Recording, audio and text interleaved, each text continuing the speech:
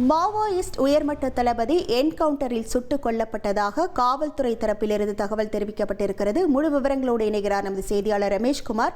வணக்கம் ரமேஷ்குமார், காவல்துறை என்ன தெரிவித்திருக்கிறார்கள்? முழு விவரங்கள். வணக்கம். ஜார்க்கண்ட் மாநிலத்தில் மாவோயிஸ்டுகளின் மிக முக்கியமான தளபதிகளில் ஒருவராக கருதப்படும் மணிஷ் யாதவ் என்பவர் காவல்துறையினர் நடத்திய துப்பாக்கி சண்டையில் சுட்டுக் கொல்லப்பட்டிருக்கிறார். இவருடைய தலைக்கு ஏற்கனவே சுமார் 5 லட்சம் ரூபாய் வெகுமதி அறிவிக்கப்பட்டிருந்தது. இந்த நிலையில்தான் காவல்துறையினர் அவர் என்கவுண்டரில் சுட்டுக் கொண்டிருப்பது காவல்துறையினருடைய நக்சல் எதிர்ப்பு நடவடிக்கைகளுக்கு கிடைத்த வெற்றியாக பார்க்கப்படுகிறது. 12 ஆண்டுகளாக மாவோயிஸ்டுகளாக செயல்பட்டு வரக்கூடிய இவர் மீது சுமார் 40க்கும் மேற்பட்ட வழக்குகள் இருப்பதாக கூறப்படுகிறது. குறிப்பாக ஜார்க்கண்ட் மாநிலம் லட்டேஹார் வனப்பகுதியில் நடைபெற்ற துப்பாக்கி சண்டையில் தான் மணிஷ் யாதவ் கொல்லப்பட்டிருக்கிறார்.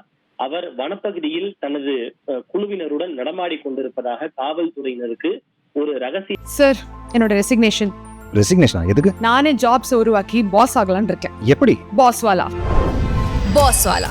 பி தி பாஸ். தகவல் ஒன்று கிடைத்திருக்கிறது. அதனைத் தொடர்ந்து அவரை பிடிப்பதற்காக காவல்துறையின் சார்பில் ஒரு குழு ஒன்று அமைக்கப்பட்டு வனப்பகுதிக்கு சென்று காவல்துறையினர் தேடுதல் வேட்டையை நடத்தி கொண்டிருந்தனர்.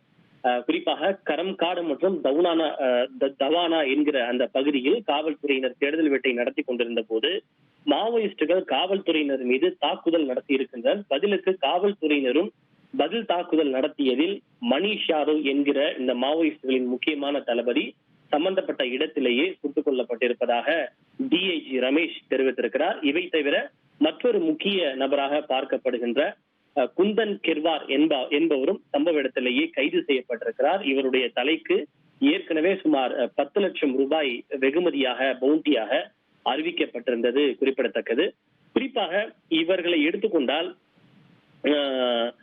கடந்த 2019ஆம் ஆண்டு தேர்தலின் போது காவல்துறையை குறிவைத்து தாக்குதல் என்பது நடத்தப்பட்டது. அதில் பல காவலர்கள் உயிரிழந்தனர், சிலர் காயமடைந்தனர். அந்த வழக்கில் மிக முக்கிய குற்றவாளிகளாக இருவரும் கருதப்படுவது குறிப்பிடத்தக்கது.